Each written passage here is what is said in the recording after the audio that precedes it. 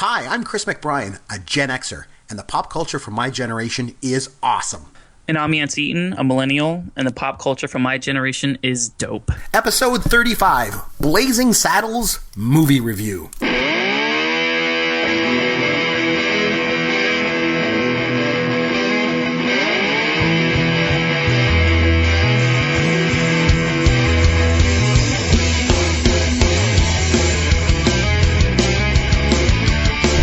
Hey, this is Chris McBrien along with Yancey Eaton. This is Pop Goes Your World.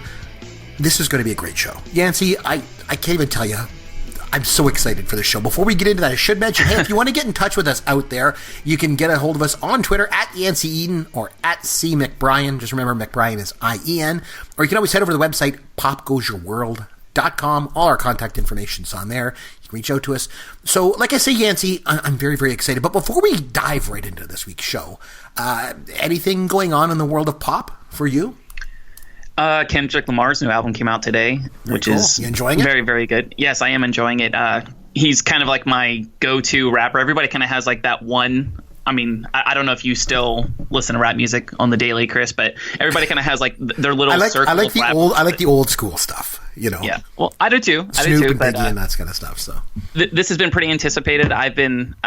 Last year he released like the B-sides to his last album that basically didn't make the cut, and even that was like an award-winning album of just like fit songs that didn't fit into the album. Everything he does is so good, and I'm like the biggest fanboy when it comes to him. But I'm not gonna lie, I'm really excited to talk about this movie simply because it is so not what I was expecting. It's so clever, it's so funny, and I ended up watching it like 2.5 times. I almost finished it. Wow! So I should set this up a little bit, for anyone that listens to this podcast on a regular basis, or even if you're just joining us for the very first time, that's fine. Every week we go back and forth. We have different topics about pop cultures, and we obviously have our different takes on it. Me from the Gen X perspective, and you from the Millennial perspective.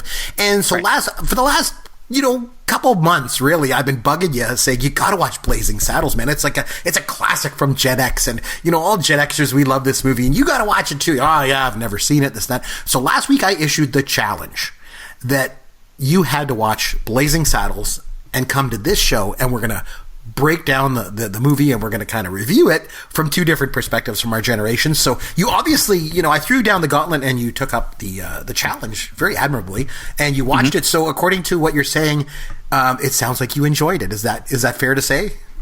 I did enjoy the movie a lot, and it's there's just so much weirdness to it. I feel like, not to just jump right into this, but it feels like this is just a movie with like a very loose plot just to kind of throw in as many jokes as they could get to stick. You know what I mean? And it works so well. I mean, where do I begin, to be honest with you? I don't even know.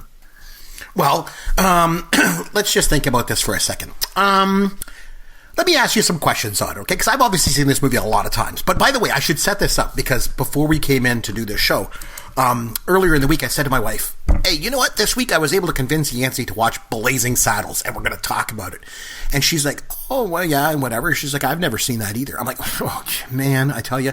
So I said, well, in the spirit of not only having her watch it, but also, to kind of brush up on it, because it's been years since I've seen it, I thought maybe I should watch it again. And just to kind of, just kind of tune up a little bit on it. So we watched it. Mm-hmm. She did not like it. At all? No, she thought it was stupid. She's like, this movie is stupid. She goes, I can't. She goes, it must be a guy thing. She goes, like, this is the dumbest movie I've ever seen. The only thing she did like, there was one scene in the movie that she liked, and that was when Lily Von Shtupp is singing the song I'm Tired. When she sang that, she's like, I like this part. This part's good. And but that was it. The rest of the movie, didn't like it. Go figure. But anyway, so that aside, you watched it, and as a Millennial, what do you think? Okay, we'll start with this. Blazing Saddles was made in 1974. Okay? Right. Could they make that movie today? And could it be released today exactly the way it was shot then? If they released this, first of all, could it get made? Could it get released? Would it have an audience? So you're the Millennials, so you could probably answer that for me. Whenever I first started watching it, and I mean, right off the bat, it instantly starts out with, all of the racial epithets we were talking about. Like, like one of the railroad workers falls down and he says, dock that chink a day's pay for sleeping on the job. Right. Like instantly I was like, oh no, red flags. Oh. But just like you were talking about before, like the joke is kind of on the white people. They're like the stupid, ignorant, bigots basically. And and the more I kind of watched the film, like I kind of picked up on that, where they were actually making fun of those type of people, and it wasn't like just this assault on minorities or anything like I was kind of perceiving it to be. So I wanted to say no at first, but after watching the entire movie, I do think it could be made in the exact, in the exact way that it was made, the same dialogue and everything like that. I don't know if it would be, like a major motion picture, released in theaters all across the country. I think it would have been more of kind of a niche thing, maybe direct to DVD, and then maybe develop a cult following that way. But it's just too funny not to be made. You know what I mean? I think there would always be an audience for it. You got to think there are movies like, talking about like the racial slurs and stuff. I mean, we talked about this off air. I think Django Unchained literally says the N-word like 100-something times, and that movie won awards. You know what I mean? So I think that people would be receptive to it, especially considering the fact that the Caucasian people are kind of at the butt of all the jokes. So yeah, I do think it would be made. So my wife didn't like the liberal use of the N-word. Okay. I wasn't a fan. I wasn't a fan. She didn't like the humor in it. And to me, she also didn't appreciate the anachronisms. And there's lots of anachronisms in this movie. Like you said, it's very, very weird. They go from, this time, like they're in like 1874, and then all of a sudden they're in like 1974. And then it's like, it was just so funny, especially at the end and stuff. It's funny because you mentioned the way the movie starts out, with like, and the whole scene with the quicksand. They don't want to waste horses, so they send the men up, and then they get stuck in the quicksand and hurry up, get a rope in there. And then they pull out the push cart and they the cart guys in there. Oh, damn near lost a $400 hand cart. And it's just like, oh my God, I can't believe it. But it's so funny because Burton Gilliam, he's the guy that plays Lyle. So he was the guy that was like, give us a good old work song. You know that guy? Yeah. And he was actually very, very hesitant to use the N-word when they were shooting it. And he was like, I don't want to say this word. Like, I'm not comfortable saying this word. And Cleavon Little, actually, who played Black Bart, obviously, went to him and said, no, say the word. You need to say the word. If you say that word outside of when we're shooting, we got ourselves a problem. But, right. On set, man, give it your all. Give it your all. And the thing for me was, I thought Burton Gilliam and Slim Pickens were two of the most important characters in the whole movie. Because to me, because those guys were they represented the West. The way they walked, the way they talked, their mannerisms, they were the West. And if those two guys aren't in that movie, it's just a bunch of Jews from New York making a Western. And I don't think it would have had the same impact. It wouldn't have had the same, like it wouldn't have played the same. So those two guys, for me, kind of grounded the film quite a bit, and they brought just so much to it. So what would you say would be like your favorite scene in the movie? There's a lot of really, really funny scenes. Do you have one that is your favorite that kind of stands out? I don't know if I have. Yeah, I don't know if I have just one particular scene. I have lines and like individual moments that I wrote down just because I wanted to remember them. Like at the very beginning, whenever he's, the character you were just talking about, where he wants them to sing, and like they're basically playing stupid. They're playing coy to him, and he's like, "You've never heard that song?" They're like, "No, we've never heard that song." So the Camptown Ladies. He wanted them to sing. He's like, yeah, sing me a song, guys, and they break out into like this beautiful, like perfect acapella, like harmonious, thing, and then the white people basically look at them like they're stupid. You know what I mean? And of course they know what the song is, but they're just playing dumb. Stuff like that. Like whenever they went into the salon or the saloon, whatever you call it, there were actual livestock. There were like horses and cows inside the bar. You know what I mean? Little things like that I noticed. Like the line where he talks about the fact that you send him here proves that you're the leading in the state. Or the girl, or little lines like when he says chewing gum, I hope you brought enough for everybody. Yeah. I laughed so hard at that. Like it's so dumb. You see what I'm saying? I literally felt like Mel Brooks basically had a list full of jokes and he was trying to fit as many in. They didn't even have to really make sense as far as the movie goes. You know what I mean? Let me throw this at you. Let me throw that because you mentioned about cramming in as many jokes as they can into the movie. And I've mentioned this on a previous podcast, but it'll be in a different context for you this time around.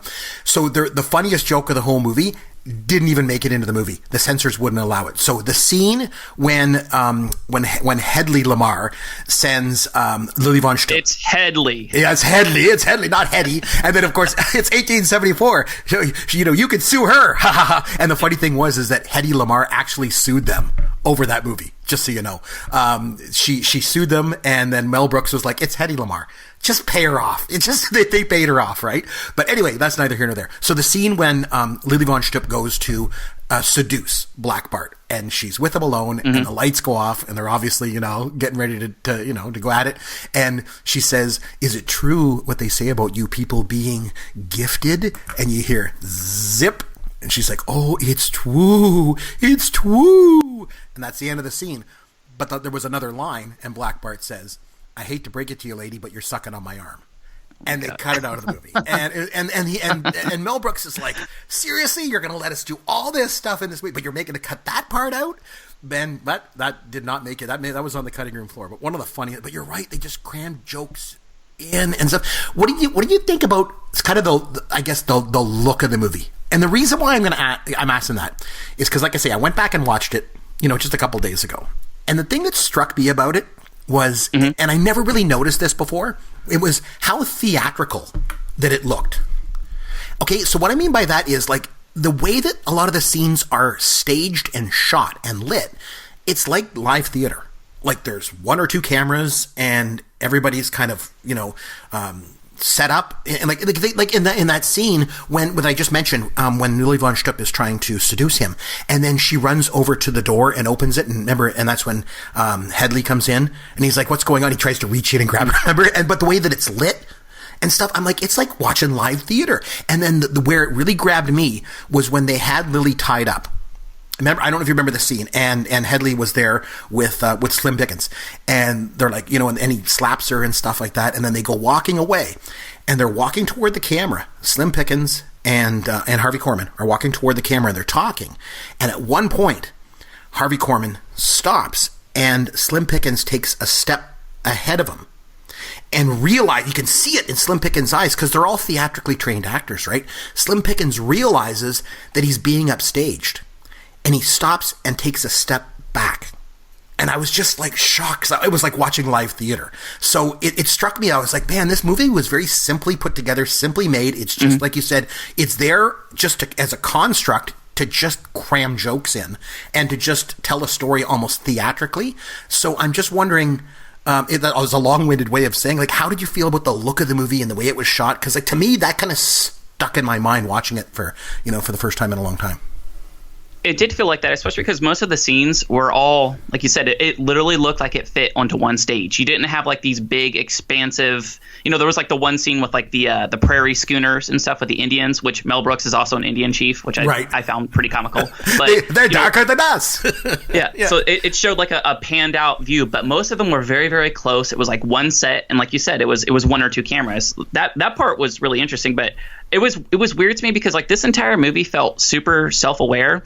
And, going into it blind was the best thing I think I could have done, because if I had kind of read reviews on it or watched YouTube clips or anything like that, I kind of would have got this notion by myself. But like listening to it, like they make jokes, right? So I'm trying to figure out what year the movie is in. I knew offhand that it was filmed in the 70s, so it was 1974, but it was basically 100 years earlier. So it was 1874. Yeah, it was supposed to take place in 1874. That's right. Right. So Lincoln freed the slaves in 1865. So it was less than 10 years that they were slaves. And like he the one I forgot his name, but the white guy at the beginning who was trying to get them to sing. Lyle. He literally says like when you were slaves you sang like birds, and then they make like it's kind of giving you the timeline, I guess, but then they make like Jesse Owens jokes, and that's what I mean, the anachronisms. Yeah, they drop in all that stuff. Yeah. Or like there's a toll booth in the middle of the desert, you know what I mean? So they plant that in there. And then I'm seeing these things and I'm like, what the hell is going on here? You know what I mean? And so then as you get to the last act of the movie, obviously it completely gets flipped upside down, which I was not expecting at all. I don't know if you kind of want to talk about that a little bit. Like, is that a theme in like other Mel Brooks movies where he completely just upends it? Because of course, like you said, it literally goes all the way back to like present day in 1970s, and like they're on like the set of like Warner Brothers Studios, and I wasn't expecting that at all. Well, the thing is, the only thing I can relate to it is, have you seen Spaceballs? You know what? Other people have mentioned this to me too. Nate Dawkins was talking to me about this. I saw Spaceballs maybe once, and it was like 20 years ago. I can barely remember any of it. there's a scene in Spaceballs where Rick Moranis plays Dark Helmet, and he's there and he's like, we got to figure out what to do. We can't beat these guys. And the guy's like, hey, I know what we can do. Let's just rent the movie and see what happens. So the guy walks over to the wall and goes through all the VHS tapes and finds, all of these old Mel Brooks movies, like Young Frankenstein and Blazing Saddles and To Be or Not to Be. And then he comes along. Oh, there's Spaceballs. He takes it out, pops it in. They start watching it. And then there's like an embarrassing scene that happens to Rick Moranis. He's like, I'll fast forward that part. Never ever watch that part again. And then they go ahead and then they see what happens at the end and then they back it up and then it goes right to the live moment that they're in. And so I think Mel Brooks does kind of like these kind of anachronisms, these kind of, kind of winks at the camera and kind of things and placing it in the moment and stuff like that. But I mean, he certainly doesn't do it in every one of his films. But yeah, I thought that was an interesting way to kind of wrap the movie up. Then they break down, it backs up on the scene when it's just so funny. So they create the fake rock ridge with the fake people. That was the resolution to the whole thing. And then it backs up from there. Yeah. Town overnight. I know. And then they forgot people, right?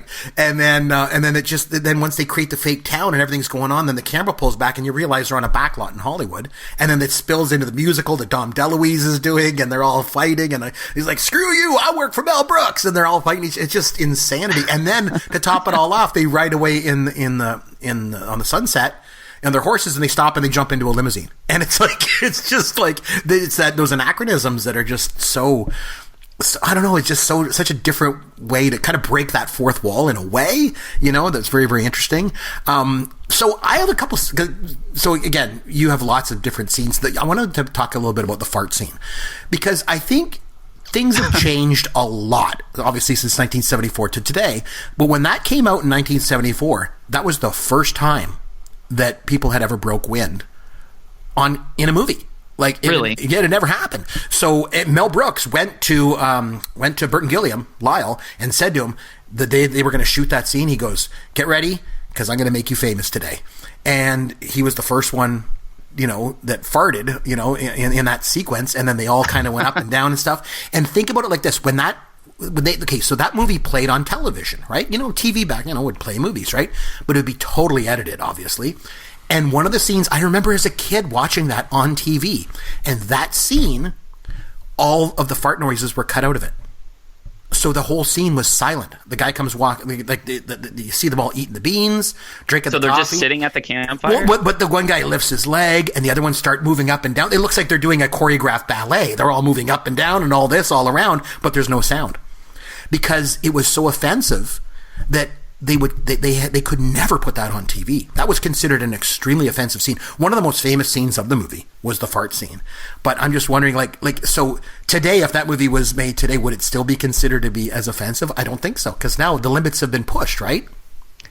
The limits have been pushed too, but there's so much distortion of what's appropriate and what's inappropriate. Like, I remember listening to an interview with Seth Rogen of all people, and remember he made that movie Sausage Party. I know this is kind of random, but it's literally a movie. It's super sexual. It's a rated R animated movie for adults, and they basically said that they were going to give it what is the other rating, like something 17 or something, where you have to have they were going to give it that rating because one of these sausage characters had too many pubes above his penis. Oh my. Like that type of thing, or like something like on YouTube, right? My wife watches these where they take rescue vets. This is kind of a tangent, but she watches these videos where vets take in like rescue animals and they do surgery and fix them and stuff like that.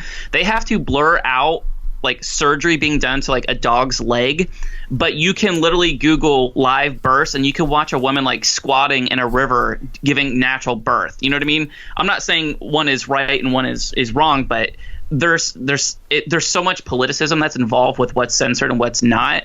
I don't think like flatulence would be something that would be censored, but I mean, I think you would, as far as like all the other things, all the racial, slurs and stuff like that, I think it would be censored to an extent if they wanted to have any type of large release. You know what I mean? The fact that it's a comedy, I think, changes a little bit. If it were a drama or, some sort of, historical fiction, they would have gotten a free pass on it. You can basically say whatever you want, but because people are supposed to be laughing at it and they're using those slurs, I think they would have got a lot more blowback than they did.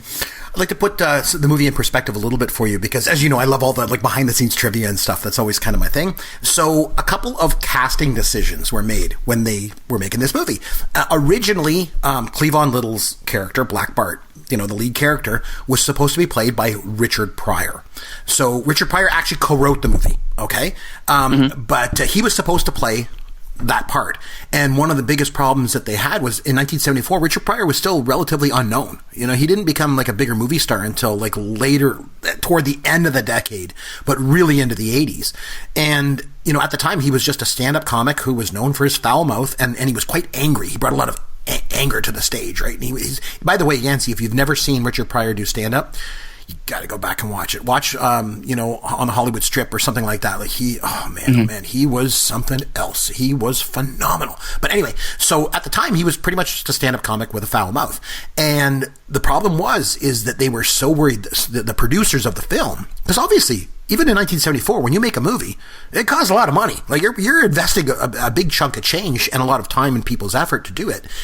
The producers were scared to hire Pryor because of his drug and alcohol abuse, and it was so bad they were concerned of him showing up, just showing up, and even showing up sober, so let alone showing up at all sometimes. So they decided to go a different way and brought in Cleavon Little, which I think made a huge difference.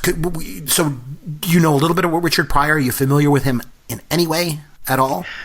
I know him for his stand-up. I've seen YouTube clips and stuff. I know he's revered by basically every stand-up comic alive. They all talk about him as like, he's on the Mount Rushmore of stand-up comedians. And I do know like towards the end of his life, he needed money really bad. And so he was doing all these shows and stuff. And it was the same situation where like he was basically, almost incoherent on stage. And, he had to oftentimes he was sitting down. He just had a lot of health problems and everything that kind of was a result of, the drinking and the drugs and stuff like that for most of his life. But I'm not intimately aware with his work or his personal life or anything. No.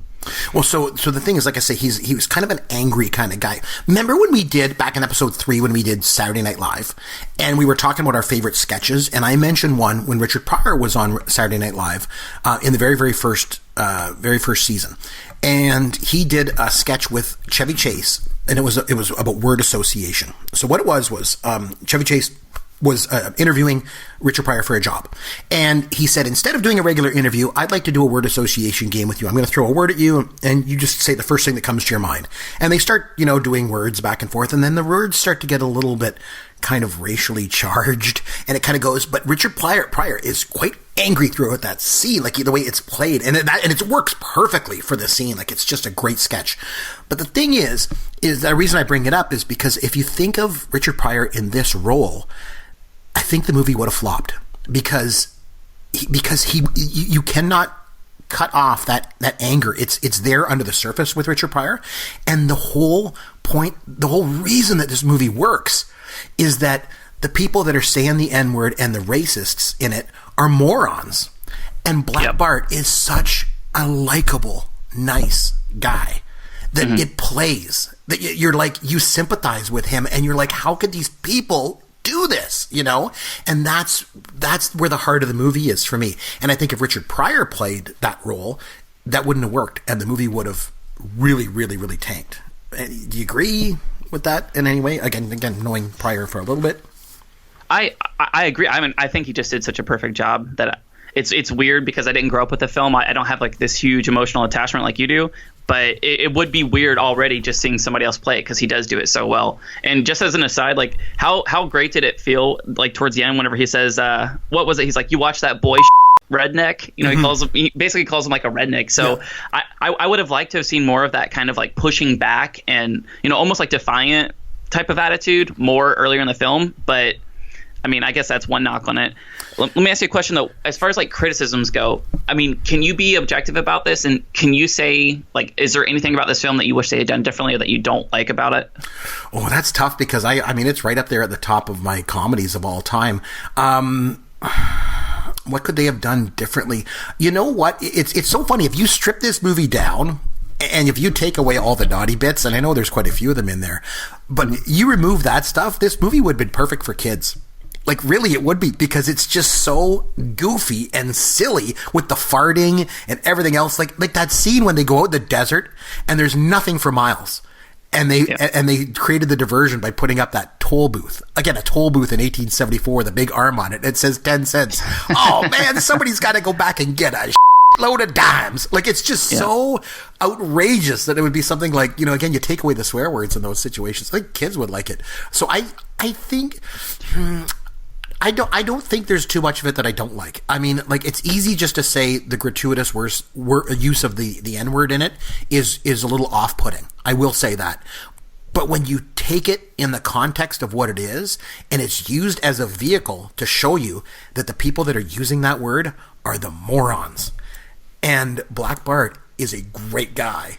And it really kind of brings it all around. So I think it's done in a way that could be really, really tricky and treacherous to try and redo today or at any other time. But the way it was done, I think, is almost perfect. So I wouldn't want to change a whole lot, you know, that way. We were mentioning about Richard Pryor. I also want to touch base on Gene Wilder for a second, because I thought he was brilliant. Yeah, that's actually what I was going to bring up. Not to cut you off, but one criticism was that he was... My one criticism was that he should have been in the movie more. They should have used him a lot more. And I was kind of sad that there wasn't more of that dialogue. Like, the two of them going back and forth when he was in the jail cell was awesome. Was that funny? When he says, what do you like to do? Well, you know, play chess, screw. Well, let's play chess. It's great. Like, phenomenal. So he originally wasn't supposed to do that movie either. They had somebody else. And it escapes me now who the actor was that they had playing the part. And the actor drank a little bit too much. And one of the reasons why they gave him the part was because he was a big drinker. So he would fit into that role. But he did drink too much. And then they wanted Gene Wilder to do it. And Gene Wilder didn't want to do the movie. So he said he went to Mel Brooks and said, okay, let's have a trade-off here. I will do Blazing Saddles. I will play the Waco Kid on one condition. I have an idea for a movie, and you're going to make it for me. And that movie's called Young Frankenstein. And so Mel Brooks said, you're on. You star in Blazing Saddles as the Waco Kid, and I'll make your movie, Young Frankenstein. That's what they did. So Young Frankenstein also came out in 1974 as well. So sort of a bit of a trade-off, I guess, that he got that role. But Gene Wilder, like, could you imagine anyone else playing that part? And, no. and like, you just, he's brilliant. He is absolutely brilliant. Like I mentioned to you on a previous podcast, there's something about him that is just really unhinged. Like, he was really, really unhinged and out there. But he also had such a heart that it made it all okay. You know, the fact that he was a nut bar. But so again, just to go back, because I'm curious from a millennial take, I want to throw a couple scenes at you, and I want you, number one, give me your take on the scene and whether or not you think that it could fly today.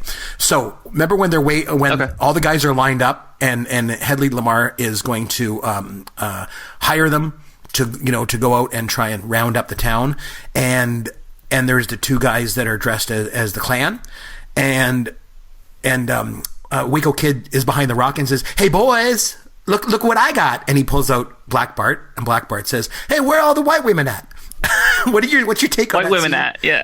Could they do that today? Like, what do you think?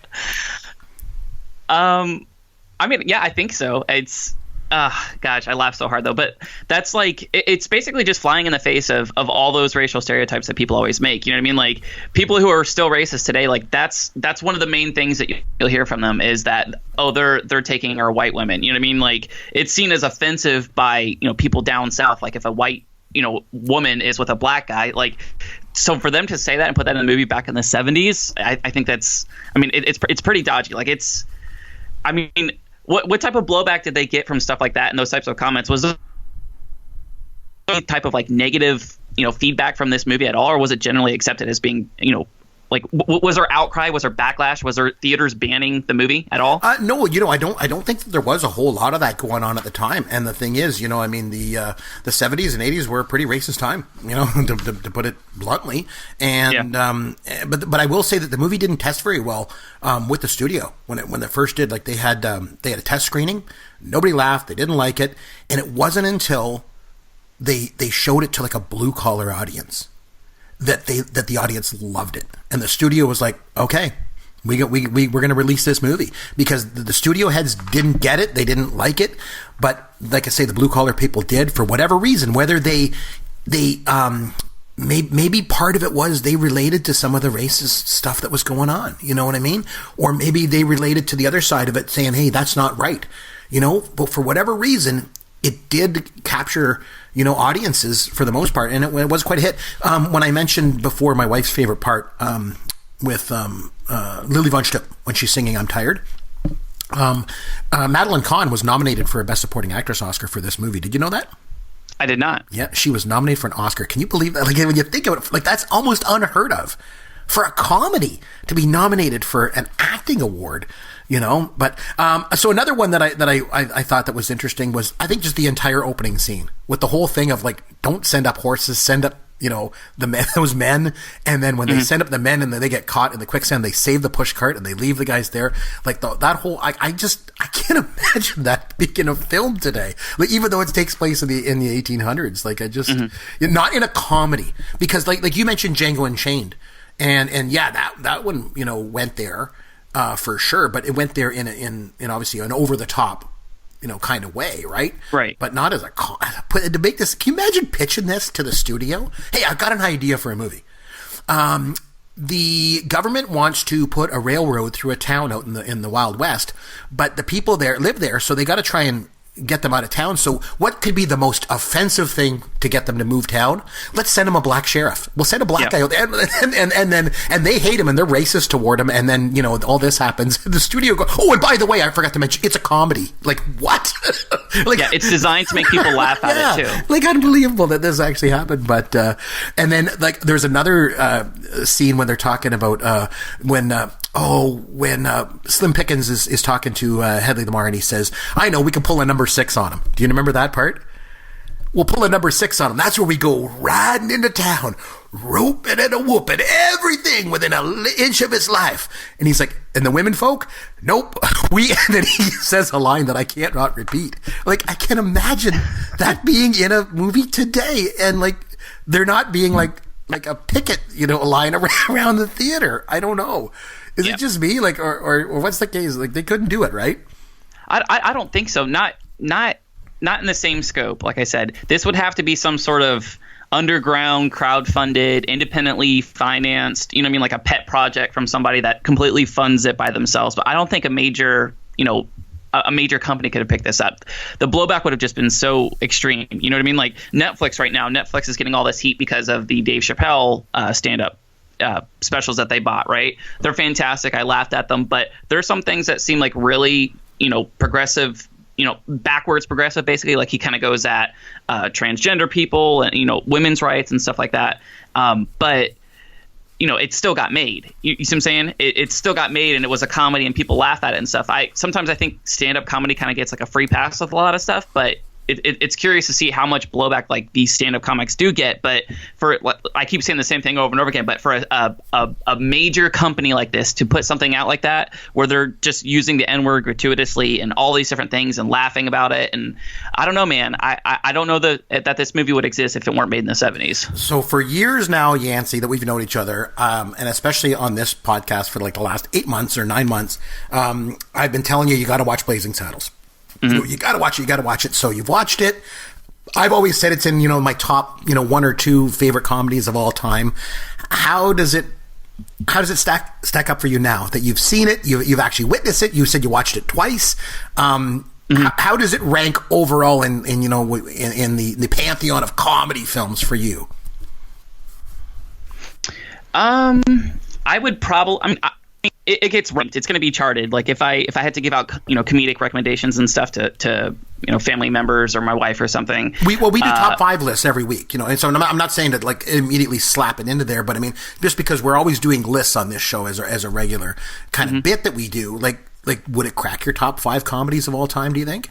I don't know if it'll crack my top 5. I'd kind of have to go back and revisit it. But, maybe top 10. Maybe. I laughed at this movie a lot. I laughed really, really hard. My wife, I had my Bluetooth headphones in, so she couldn't really hear anything that was going on. She just saw me watching on my iPad.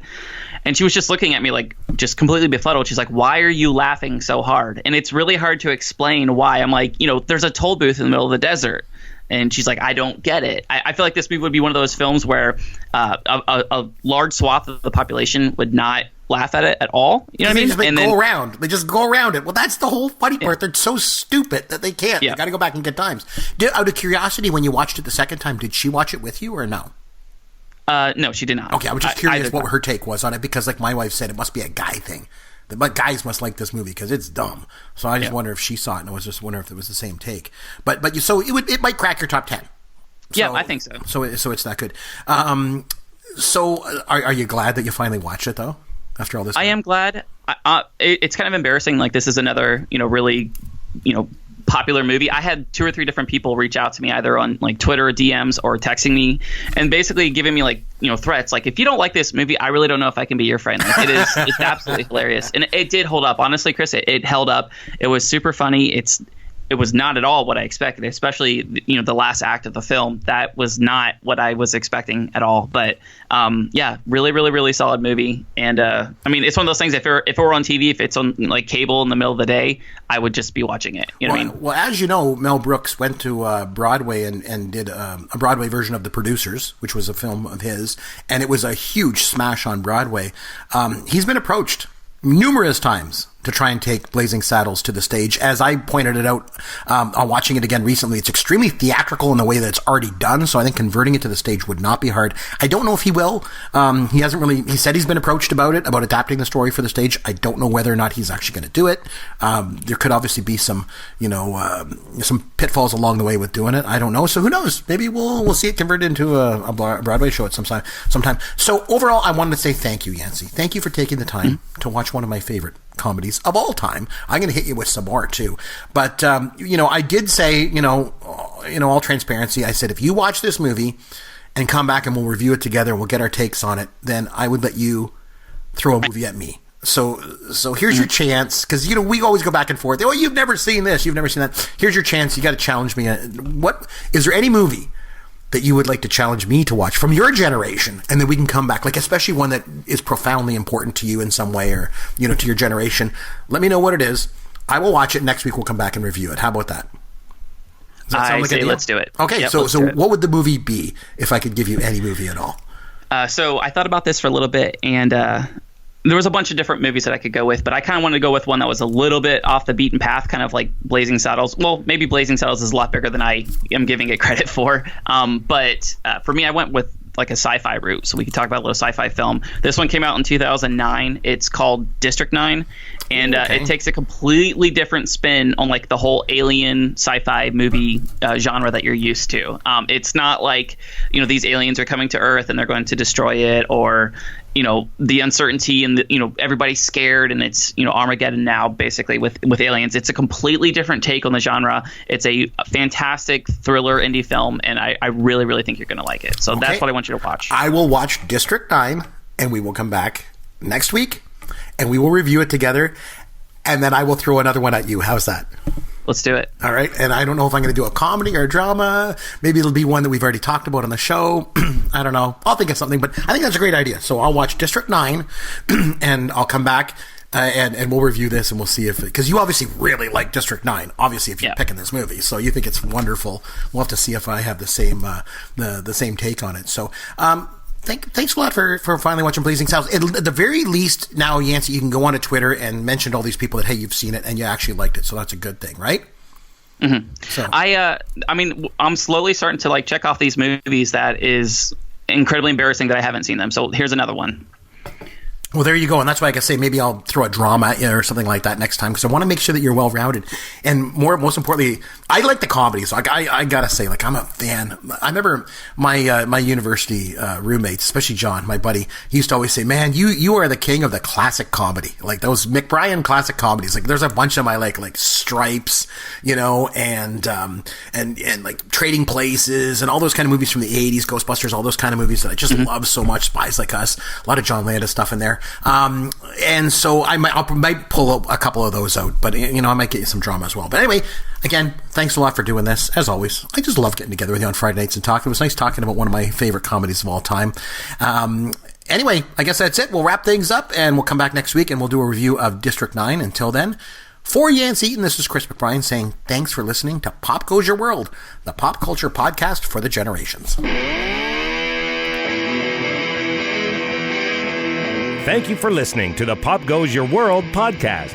Continue the conversation on Twitter at @CMcBrien or at Yancey Eaton. Please consider leaving a review for the podcast on iTunes or wherever you download and listen to the show.